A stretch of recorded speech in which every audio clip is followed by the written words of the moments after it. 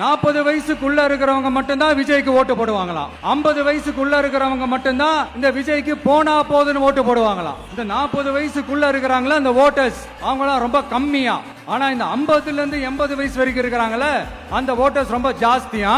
ஆனா அவங்க யாரும் விஜய்க்கு ஓட்டு போட மாட்டாங்களாம். இப்படி பில்டப் மேல பில்டப் ஓங்கி மண்டையில நறுக்குன்னு குத்துற மாதிரி நம்ம எலெக்ஷன் கமிஷன் ஒரு டீடைல்டு ரிப்போர்ட் ஒன்னு வெளியிட்டு இருக்காங்க.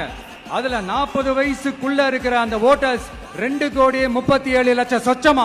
அதுல 50 வயசுக்குள்ள இருக்கிறவங்களையும் உள்ள சேர்த்துக்கிட்டீங்கன்னா 3,65,00,000 சொச்சமா.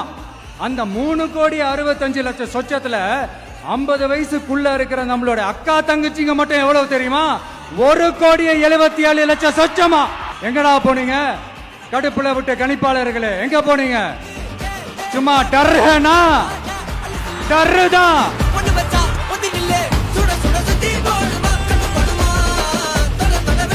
கடுப்புல விட்ட கணிப்பாளர்களுக்கு ஒரே ஒரு கேள்வி.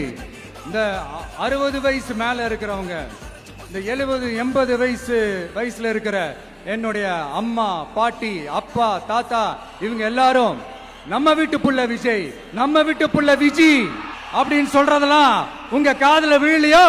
இந்த உண்மையெல்லாம் வெளியில சொல்லிராதன்ட்டு 2 பேரும் நல்லா கவனிச்சு அமிச்சாங்களோ? அதனால இந்த கருத்து கணிப்பு கடுப்புல விட்ட கணிப்பு என்ன விட்டாலும் திமுகவும் இந்த மற்ற பலரும் மண்ண கவ்வ போறது உறுதி.